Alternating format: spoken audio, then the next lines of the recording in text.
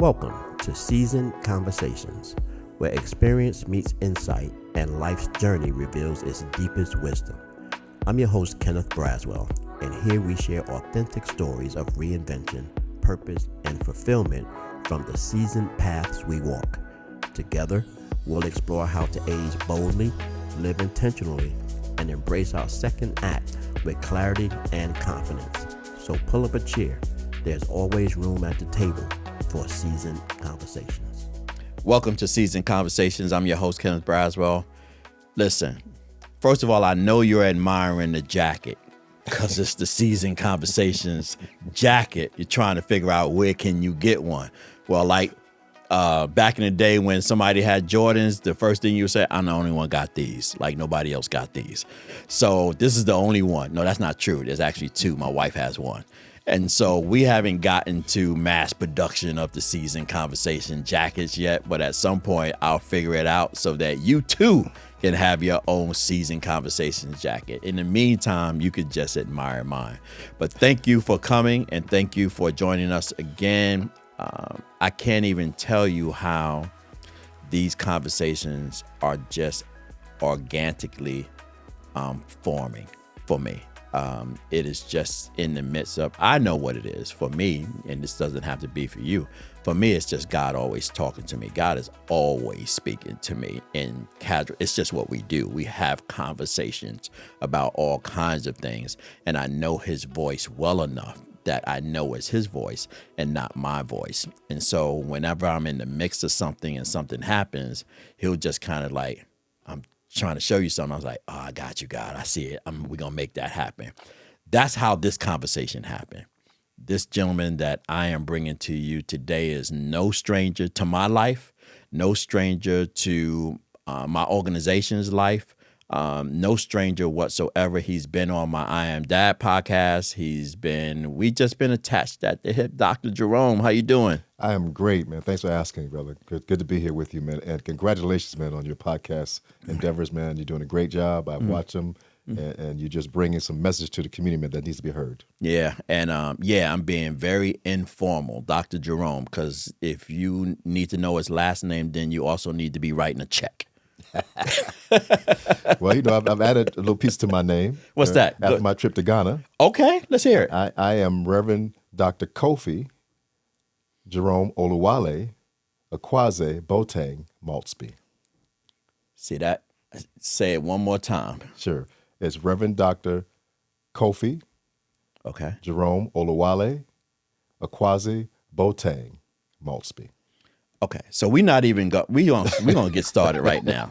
So let's dig into that because our conversation is always around like I am loving this seasoned space, right? I'm loving having this conversation. I think one of the biggest issues that we are dealing with today between elders and our youth is that we have not given enough weight to the transfer of wisdom. Yes. We're comfortable in the transfer of information, but we're not comfortable in the transition of wisdom. And my belief is this pepper, salt and pepper, that we have is a blessing from God that says, I appreciate the life you've lived. And as a result of that, that's the honorable thing that I'm going to give you that people can visually see. Like when I see people with it in their face, it automatically says to me, they're going through something. Yes. They've lived some life. Yes. Now, there are some of us who like to diet black, trying to hang on to a past that they should let go. But for those of us who are proud of our life, no matter where our life has led us, it is an honor. Like there are tribal, you're talking about Ghana. Yes. Like when you see men in Ghana and you see them with their beards, the whiter their beards are, the more wisdom people expect for them to have. Tell me about your experience in Ghana and why you added to your name. Yes, man, that is life-changing. Okay. I recommend at least somebody from every family should go to Ghana and visit the place of no return, the villages, the castles. the last bath area that we went to. It's just so spiritual, and it's so revealing of who we really are. And I believe that, until you know where you come from, the old adage, how the hell you know where you're going? Right. And I connect that for me after going there. As much as I read and knew, and all those things, I didn't know. I thought I knew until we got there. What was the biggest thing that you found out that you didn't know? How important it is for me to know where my village was, the history of where we migrated from Nigeria to Ghana, and to connect to the villages and having to go to the several villages to meet the chiefs, to meet the people, to meet the children. It was just, and to see how they're living, but see the joy in them in spite of the lack of comforts that we're used to. But, it was such a pleasure to see that that's our future. These kids have an innate knowing of who they are by being in their home environment. Right. So one of that special moment for me was to treat the kids. We brought gifts to the kids. Yeah. And can I tell you, man, to see the kids' smile faces and see them curtsying, saying thank you, bless you, there's nothing like that. Yeah. That for me, that was the most revealing. Realized that my ancestors was one of those children at one point in time. Absolutely. And the fact that they were able to go through the process of that transatlantic peace and still be here, right? Nor for me to be here. Yeah. For me, it was perspective. Yeah. My perspective was impacted. One night, me and my good brother David Miller were sitting outside on some stairs, and the ocean was in front of us. And because there are no lights, like you're sitting there and you can just hear the ocean, but it's like the ocean is talking to you. Yes. And so we were sitting there, and I said, for so long, the only perspective of the ocean when I looked at it was this is where my ancestors came from. But sitting there on those stairs that night, the perspective was this is where my ancestors were taken from. Yes. Right? Yes. It's a different perspective when you're sitting there looking at it from that side of the ocean than it is from this side of the ocean. Absolutely. The other perspective was we did a training with 300 Ghanaian teachers, and I asked them, let's go through an exercise, and you ask me a question that you want to know about us, and I'll ask you a question that you want to know, that I want to know about you. And in that conversation, I said, tell me something that I don't know about you, and I'll tell you something that I don't know about, that you don't know about me. And we never even got to the second question because the first one was so thick. We just had to sit in that. And what she said is, you all think that we've been taught about what happened to you when they took you. We were focused on what will happen with us who remain. We had hurt and pain of those who were taken, but we had to focus on what remained. And so we don't teach in our schools the perspective that you live away from us. We still stay grounded in who we are. So when you see an African that comes to the U.S., you automatically assume that they understand your fate. They don't. No, they don't. They've never been. That was a great perspective, and I had the opportunity to sit on the Cape Coast, on the beach, and it was very spiritual for me. In the revealing, I felt the energy, as I meditated and called forth the ancestors, my ancestors, and sat there in the power of the ocean, and just that whole ambiance brought it to life for me, to where I had that spiritual connection to my ancestors, and they responded to me, and I was so enlightened to be welcomed at home, and walking through the marketplaces, with our guide, and they knew, and they just the renunciation, the sounds of welcome home, brother, welcome home, throughout the whole market travel, what I mean, and just that whole market experience, and seeing the intentional thriving mechanism that our ancestors have, and the current Africans they have. They're up in the morning, 6 o'clock, posted on the sidewalk, ready to do what they do, right? And so to see them not responding to to knowing that what we have here in this country, and they are thriving and happy where they are. You know what I mean? And see the mothers with the children on the back and walking with with water on top of the head. And I saw a brother walking down the street with a mattress on top of his head. Yes. The diligency of how they thrive and do what they do in order to live. Right. It's that entrepreneurial spirit is amazing. Ridiculous. It's amazing, man. Right. And I'm from Connecticut, New York. I've seen hustle. Yes, absolutely. But not like that. Not like that, man. They've redefined it. Yeah. To be intentional, but also knowing that it's required. Right. For me to be doing something for my life. Right. It's almost, it's to a certain extent, it's even natural. Yes. That resiliency comes from somewhere. Like that is what's ingrained in us, and we don't even know where it comes from. We don't understand. How have you been able to overcome all that we have overcome? Because resiliency is part of my DNA. I'm going to be resilient no matter what it is. Yes. And you can never understand that. Absolutely. Do you think that you would have been impacted differently if you had gone younger? That's a good question, Ken. Yes, because younger, I didn't have the experience I have now. You spoke about wisdom earlier. I did not have the life experience to be able to appreciate it, other than at that level as a young person. The music, maybe the dancing, and look at the women. All those things that are not really essential to growth and understanding who you are. So as a senior now to go in there was much more impactful than as a younger man. It would have been more entertaining as a young person versus spiritual and soul gripping and soul awakening as an adult, as a mature adult.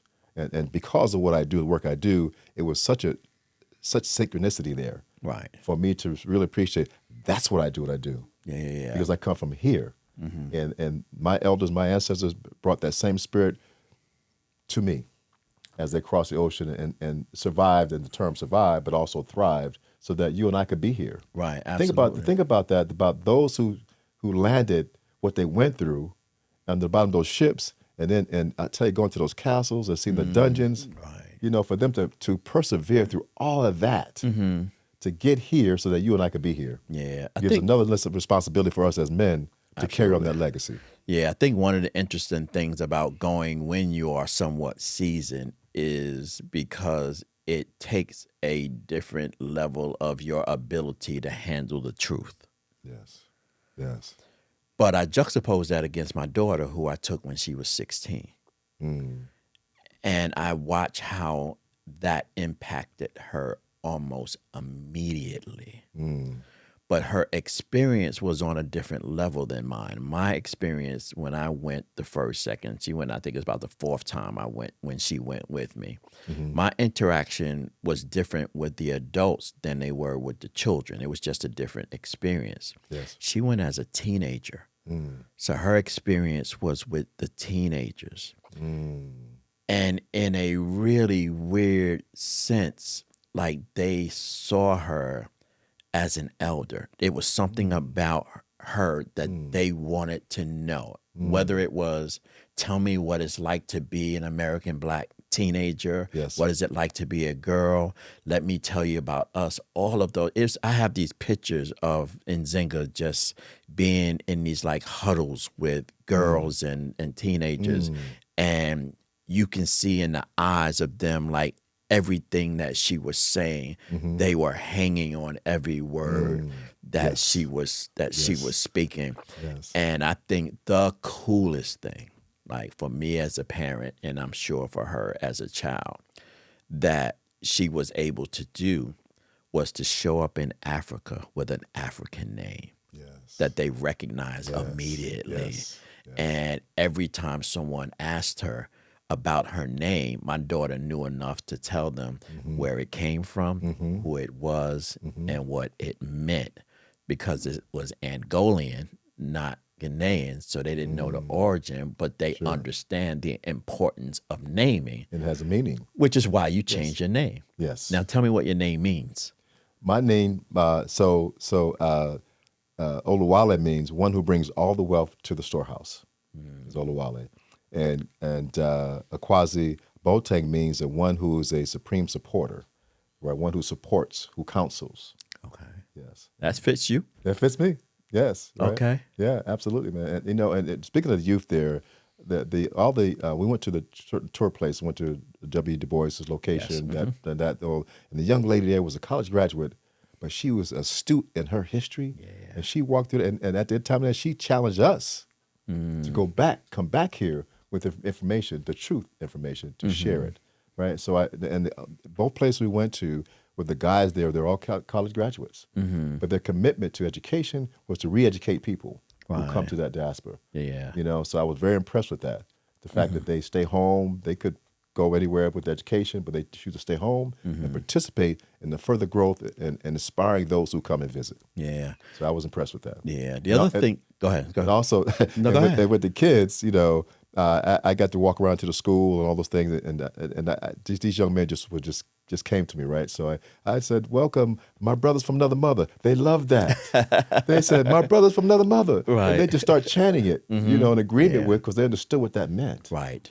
as young kids. So, Yeah. so I'm just very impressed with the openness, the willing to learn, and to focus and to accept us, as African Americans, to come there and still get treated as Africans. Right. You know, Did you get the addiction of wanting to go and stay? absolutely. Yeah.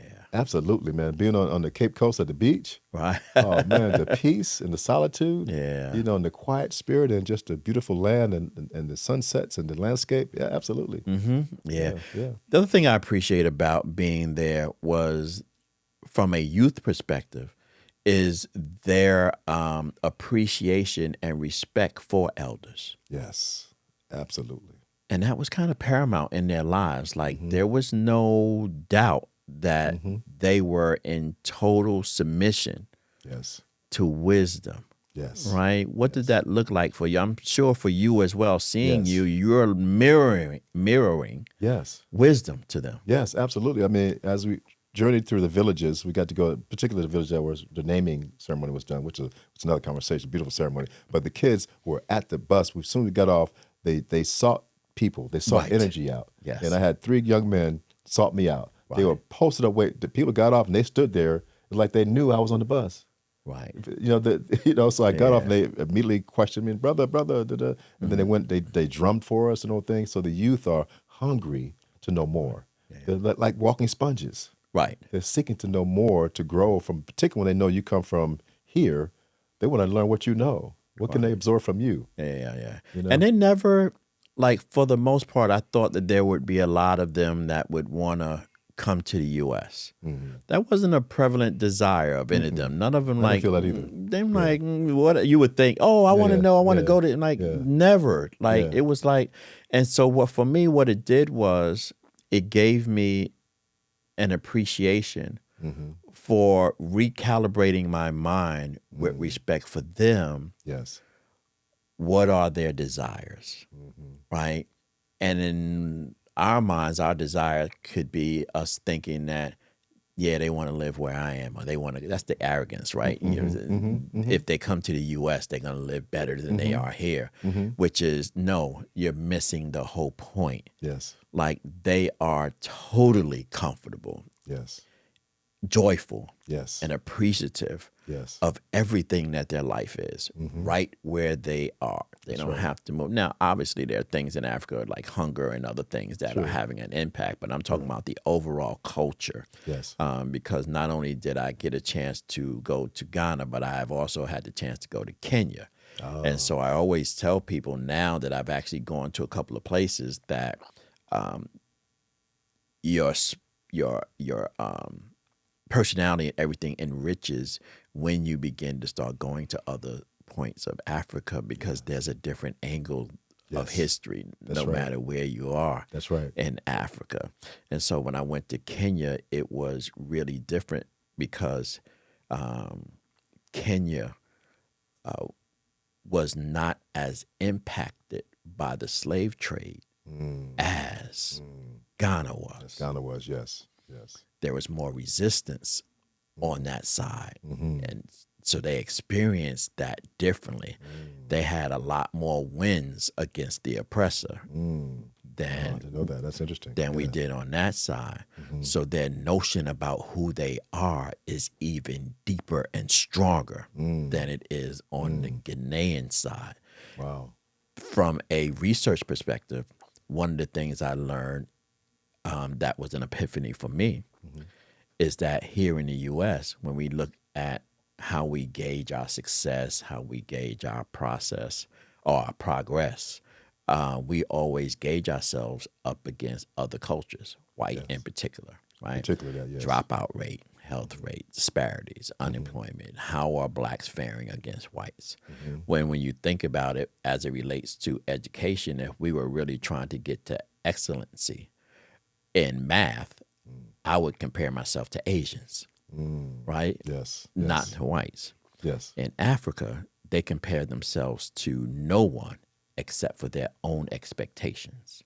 So the heights of where they're trying to get academically or anywhere else in life is their own measure of what they believe success should be. It's not based on someone else doing better. That's a great observation. And I was like, that's different.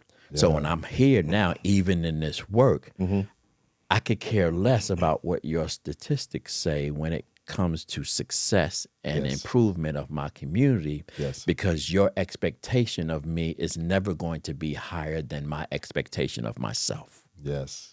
Right? Yes. And so as far as I'm concerned, one child loss is too much. It doesn't have to be a percentage of our children lost. Every child matters. Every mother matters. Every father matters. Every community matters. And so percentage makes no difference if we lose just one, right? Yes. And it refocuses how you look at solution. Yes. Right?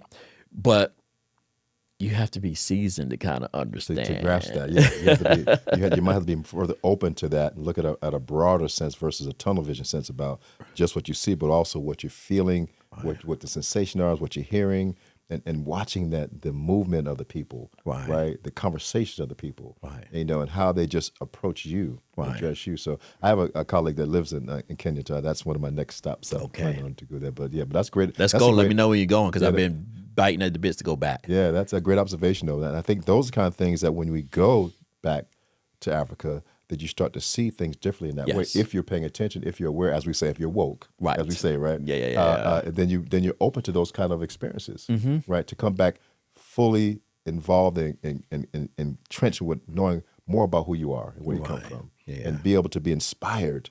That we come from kings and queens. It's pre-slavery that's most concerned. We should be for ourselves to know who we are, and the origin of our ancestry and how we came here and that we did build this country, because that's what we know to do, Did you think about, I'm going to swing this around to your profession because you are a psychologist, right? And so I'm wondering whether or not you gave any thought when you were over there to the mental state of Africans. Did you look at them and say to yourself, he looks stressed, or they look depressed, or they did that even, or did it not even enter your mind whatsoever? Yeah, I did notice that, and what I saw was two dynamics.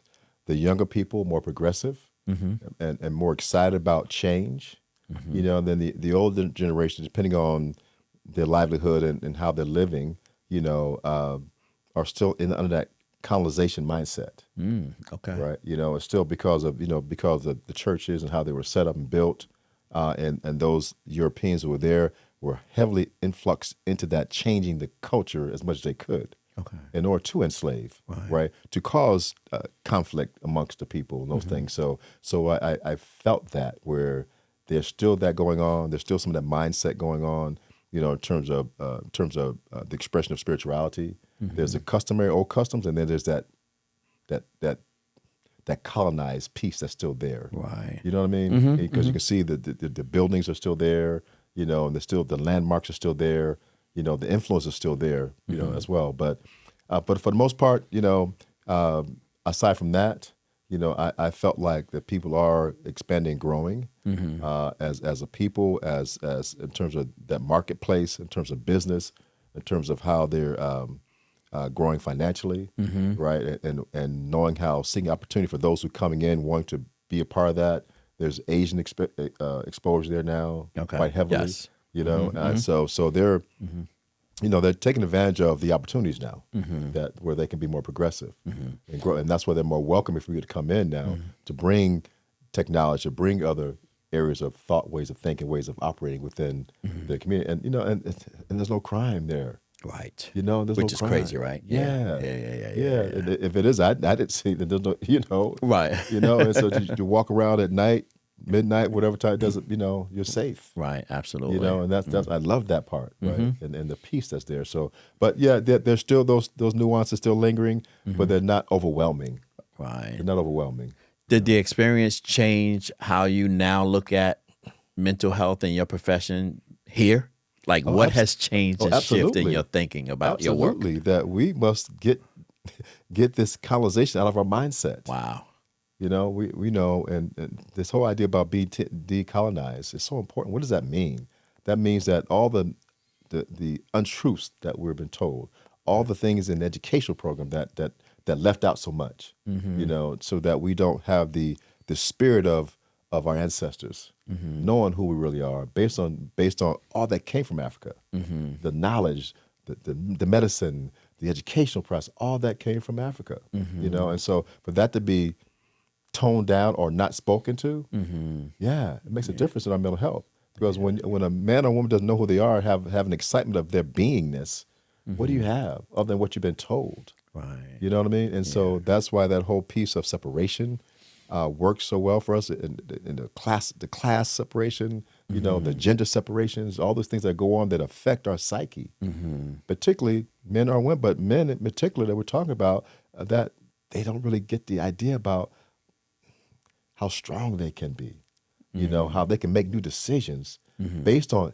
even with misinformation, you can change your mind, right? Seeking to be informed about what's really going on in terms of my options to grow, and mentally, right? To know that I have innately in me to be able to do things and grow it and change even some things that I was misled with. Yeah. And so the idea of our mental health is, I believe truly, man, that when we learned these other aspects of who we are and our ancestry, it's empowering. Yeah. Do you think that the field of, particularly as it relates to Black psychiatrists, psychologists, counselors, the whole field of mental health, do you think we take into consideration enough the impact of colonization and slavery and oppression and racism and all those things in today's mental health state?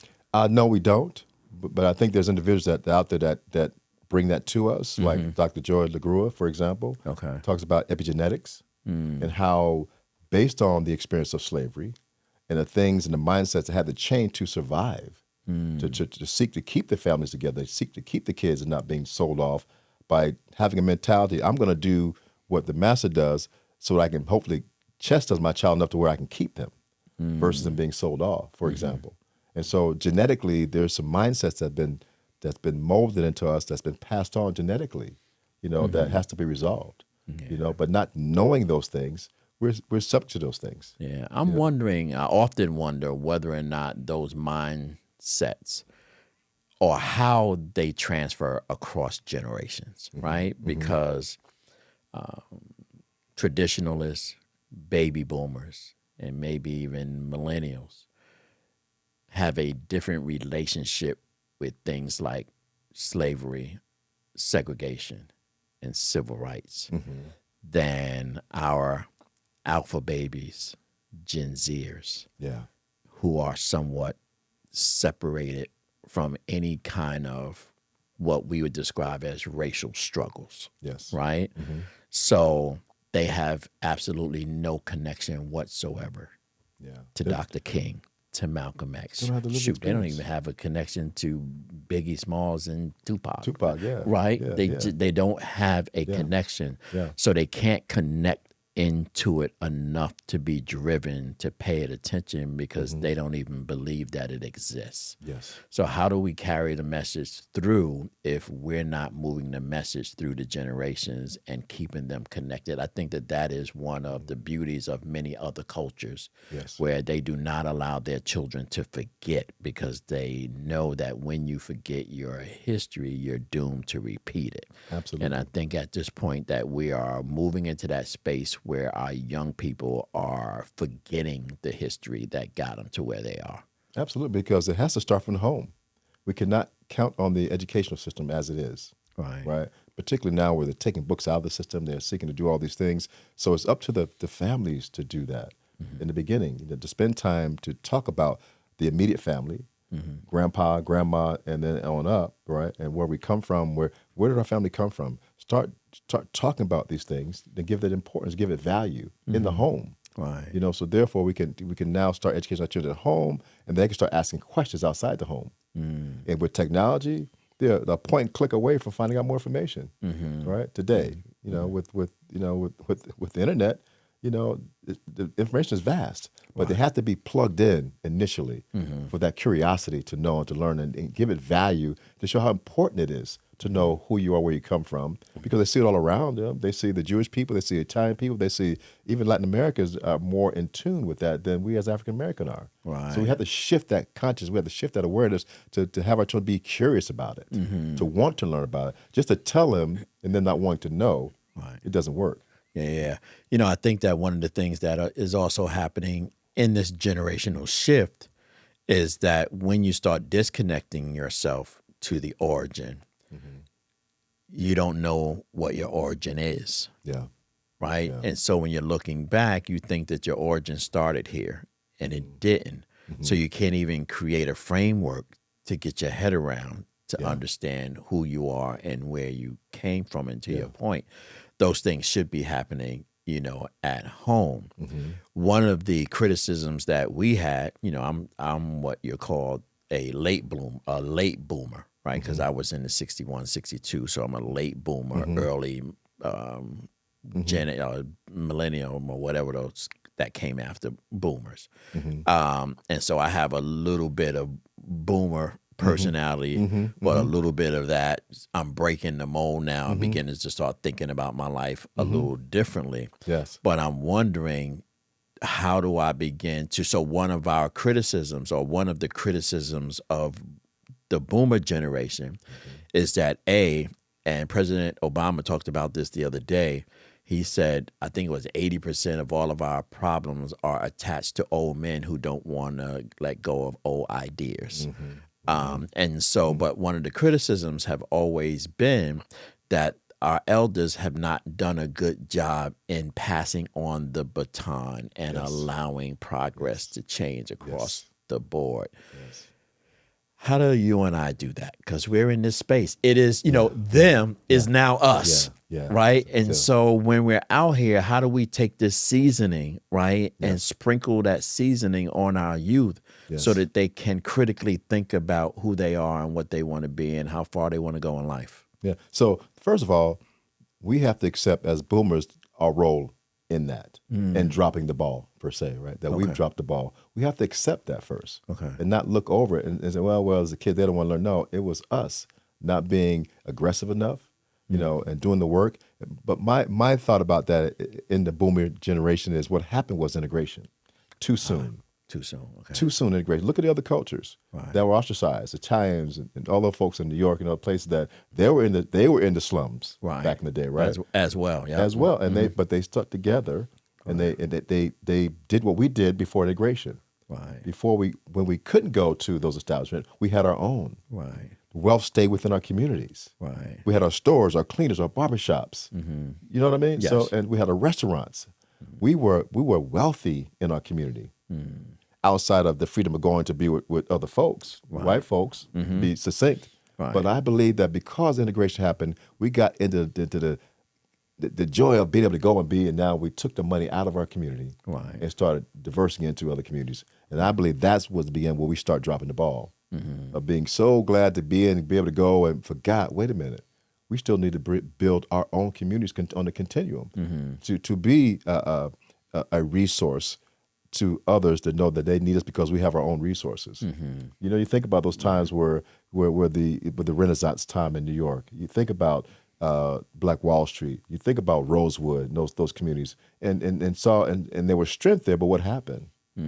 Right. You see what happened because they knew the power in economic power. Right. So we lost economic power. We shifted our resources, and then we shifted our understanding about who we were to assimilate. Right. You know what I mean? So I think for us to acknowledge that, to take responsibility of that, and reverse that, and start reversing that. Those who are still blessed to be in body and life can still have the opportunity now to do that work. So the work that we do with the men that we work with is critical to make that a part of it. Right. A part of that process. We actually also experienced some beautiful things in the 80s, late 70s, 80s, where we had scholars who were talking about these conversations and trying to make sense out of where we came from, where we were, and where we needed to go. Yes. And more specifically, people that were in the psychology field. Dr. Naeem Akbar, Dr. Jawanza Kanjufu. These were scholars. They weren't just dudes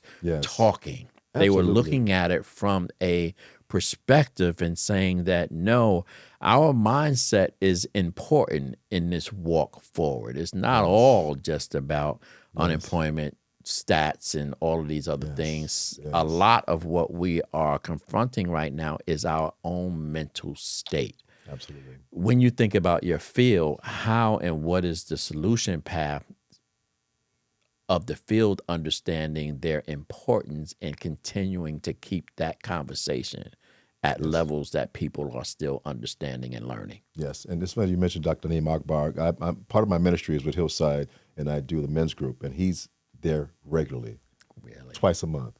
Wow. First Tuesday and third Tuesday a month, we get to hear his esteemed input, and I get to do that on the personal as well. I'm very blessed to be able to call him. So, with saying that, he says the very thing that you said, that we as folks who are in the mental health field have to dive and tell the truth about what that means. It doesn't mean that you're crazy. Right.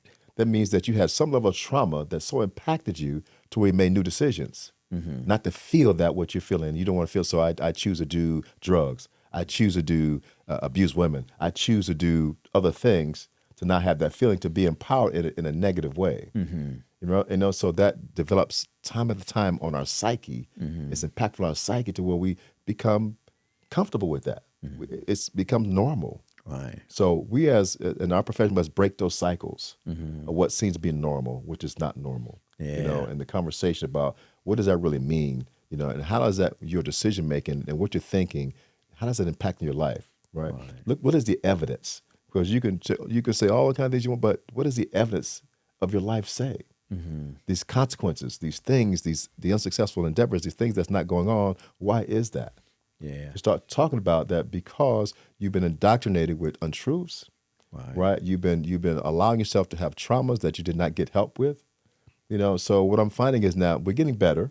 Okay. You know, we're getting better. I'm seeing more African Americans coming into counseling now. They're redefining what it means. Right. It doesn't mean that you're crazy. Okay. Right. That's I'm not crazy. Or either just wanting to go to church and get saved, and that has its place.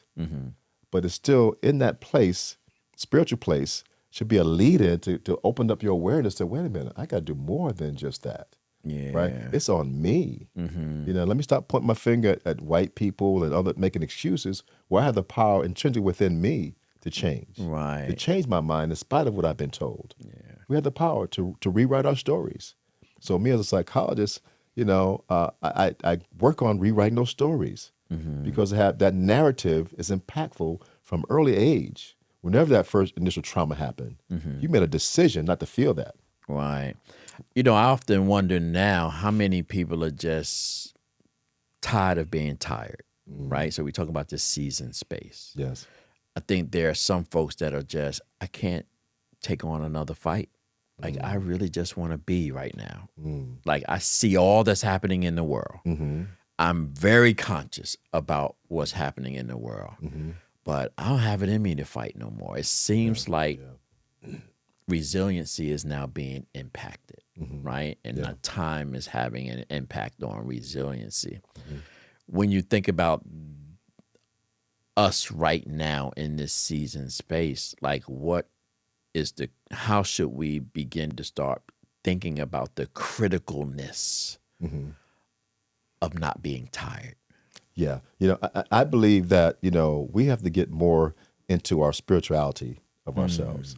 When I say spirituality, I'm not saying religion, because there's so many dogmas, so many practices, but the overall effect of what they represent is the spirituality of knowing that there is something that's greater than all of us that we come from. Right. To recognize that. Right. So when I think about that and learn more about what does that mean for me, it gives me an outlook to say, wait a minute, I'm more than my experience, right? And so I get to make new decisions based on that understanding of that we're spiritual beings in depthly, right? Having this human experience, and so to get more about our inner selves, not the outer experience, realize that we have more power that we recognize that we do have. Right. So I believe that really getting to a deeper awareness of that is critical. It's critical. When we leave spirituality out, is why I chose transpro psychology, because transpro psychology allows us certainly to know the clinical, the behaviors, and those things that are researched and that are proven.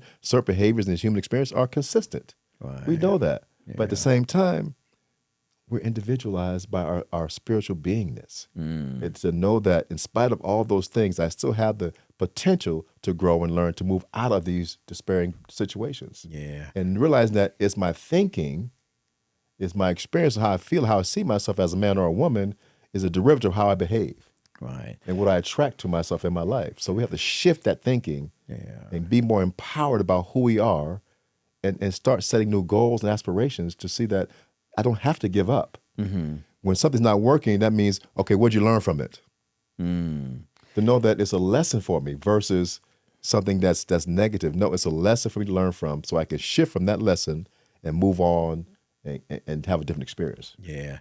I often wonder, recently, I'm trying to gauge, particularly from my youth. Well, let's start with my kids first, right? Because that's where it typically comes from. But I'm thinking about like my son who's 16, my younger girls who are in their early 20s, early 30s, and I'm thinking about their peer groups.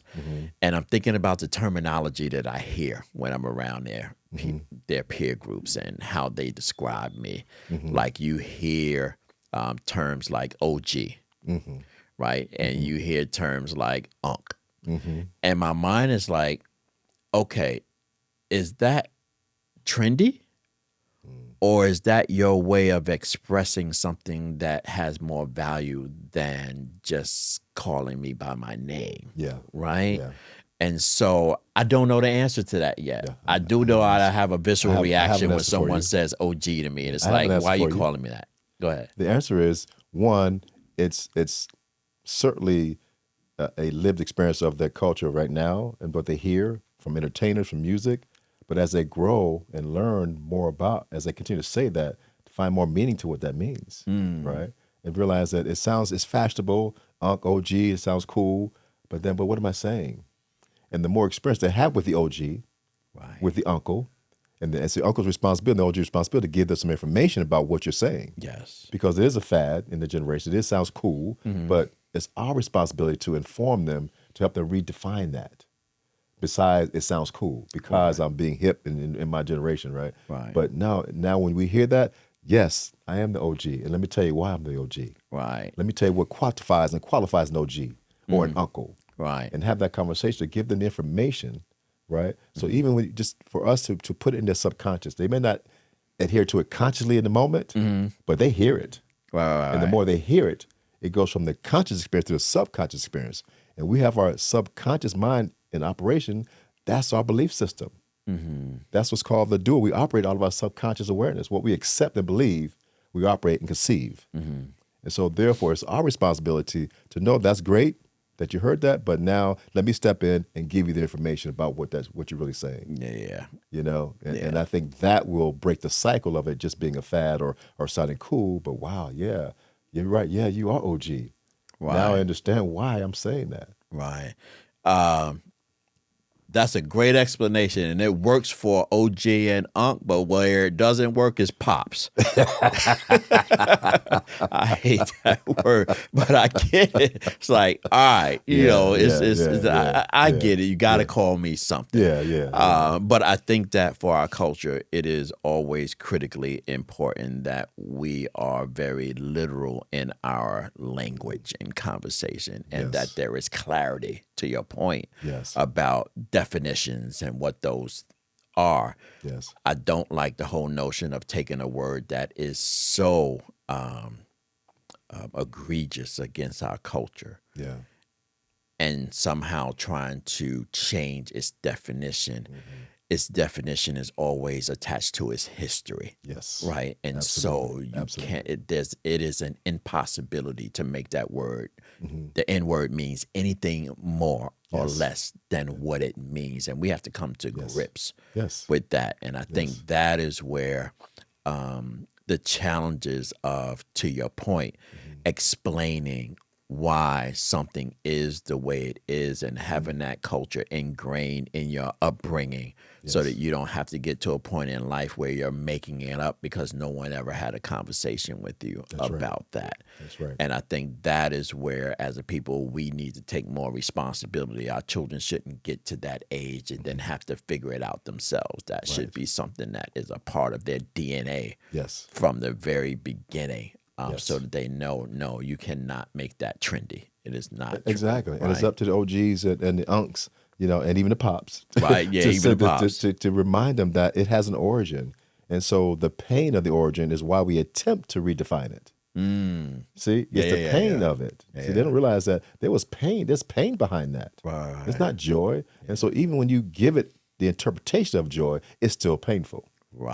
It's still painful. And so to describe why it's painful, why that pain has shifted us to attempt to make a new narrative behind it. When it doesn't change it intrinsically. Yes, we're creative people. We know that.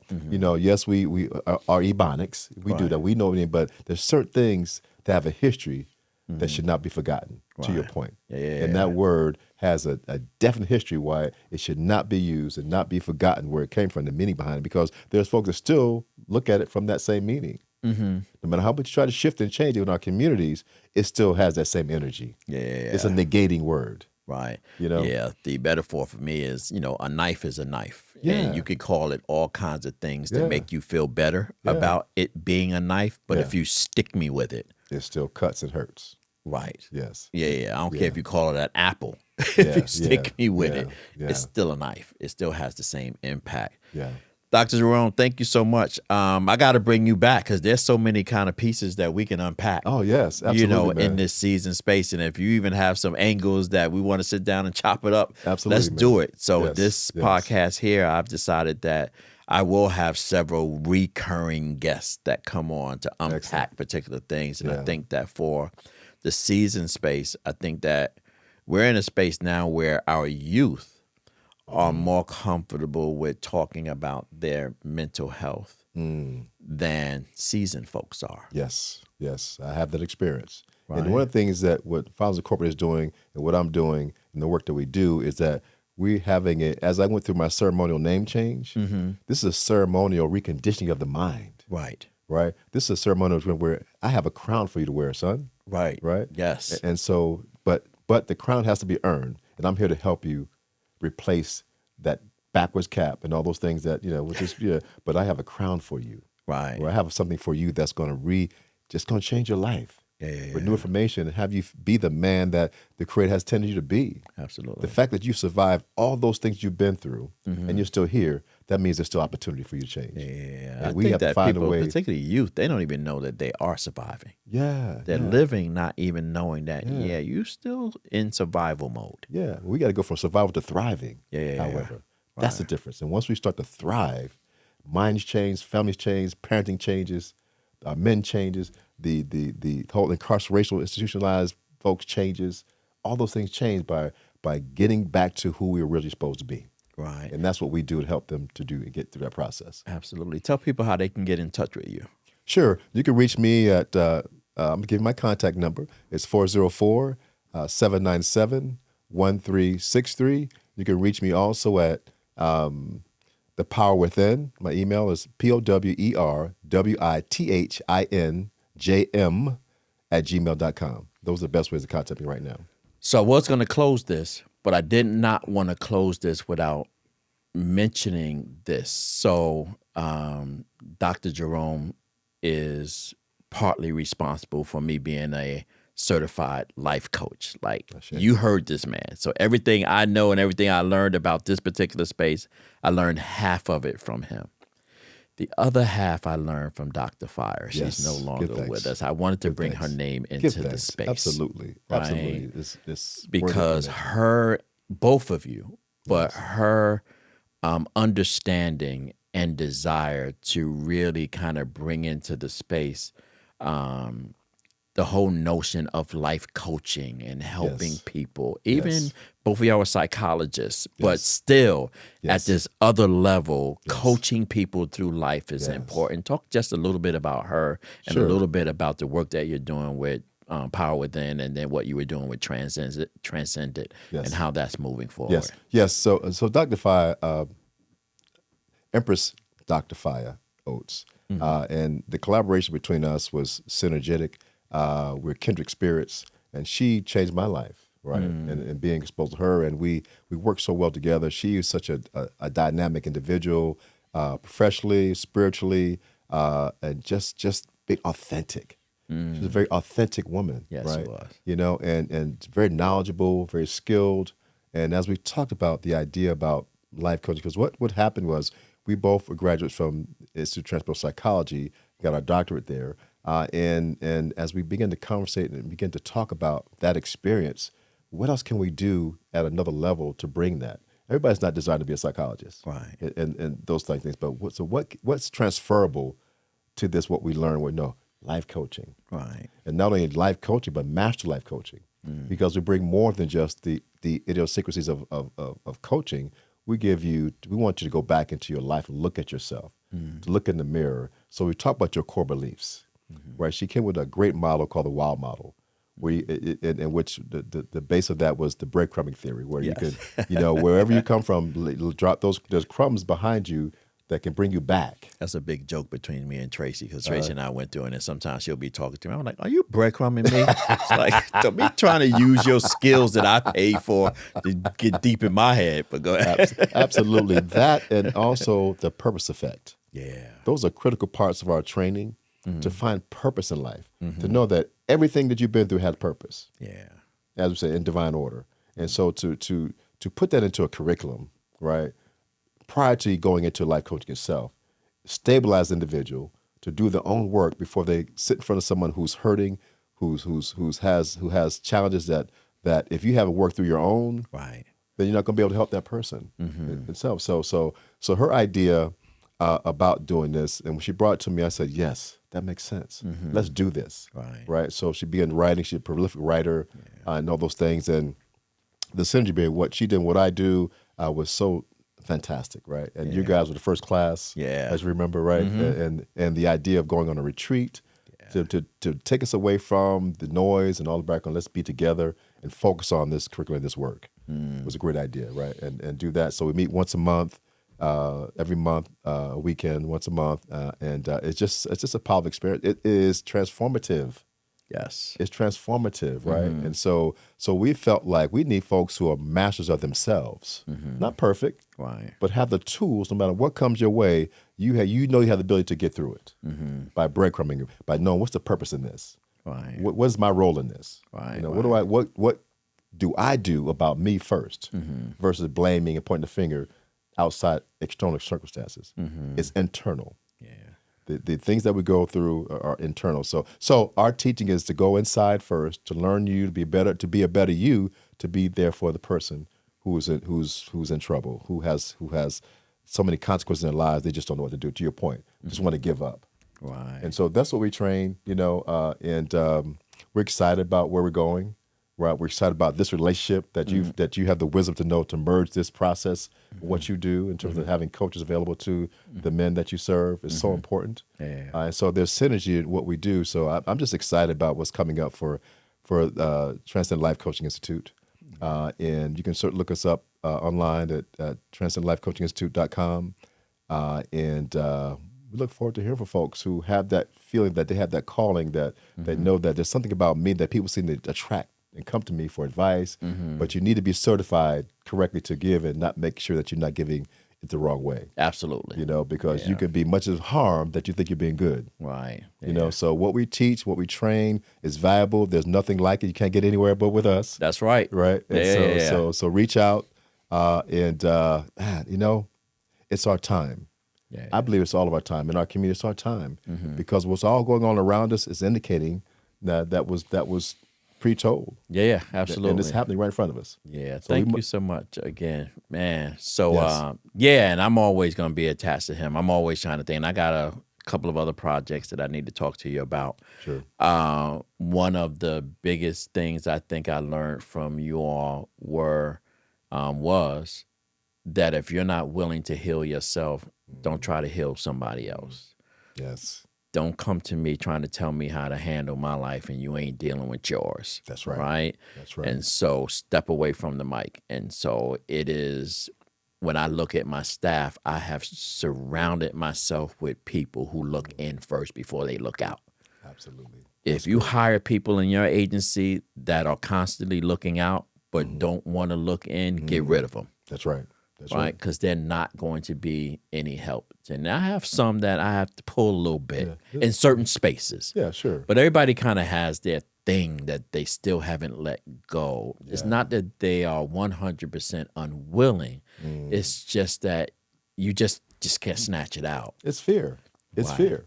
It's fear to be uncomfortable, because change does not happen unless you go into being uncomfortable about what you have to endeavor to change, to go inside. Yeah. It doesn't feel good because it's been habitual. I've got used to it. And what we say, that's just who I am. Right. But guess what? You're more than just who you think who you are. Yes. And going inside is where you find the real truth if you allow yourself to be vulnerable, right? But yet know in my vulnerability, there's strength.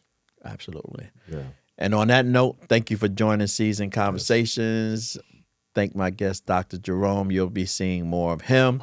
You know how I like to leave you. Always be kind to others as you're kind to yourself, or you might find yourself by yourself. Always shoot high for your goals, because even if you miss, you'll be amongst the stars. And as my good friend and mentor Art Mitchell used to always say to me, Kenny, it's nice to be important, but it's much more important to be nice. Till next time, be good to yourself, be good to others, and peace out.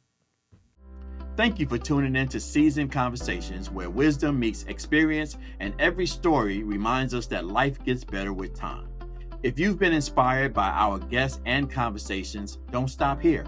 Continue your journey by grabbing your copy of Too Seasoned to Care, now available on Amazon, iTunes, Audible, and our website at theseasoncollective.com. And while you're there, join the Seasoned Collective, a growing community of thinkers, dreamers, and doers who are embracing the power of being seasoned. And make sure you stay connected with us on Instagram, Facebook, LinkedIn, and YouTube for new episodes, live events, and exclusive content that keeps you growing with grace, purpose, and wisdom. Because when experience speaks, the world listens. Hope to see you soon. Thank you for joining me for today's Seasoned Conversation. Remember, every step we take shapes the legacy we leave. If you enjoyed today's episode, please subscribe, leave a review, and share it with someone else navigating their own seasoned journey. To learn more and to become part of our growing community, visit us at theseasoncollective.com. Until next time, stay seasoned, stay purposeful, and remember, it's never too late to care deeply, to live boldly, and to rewrite your story.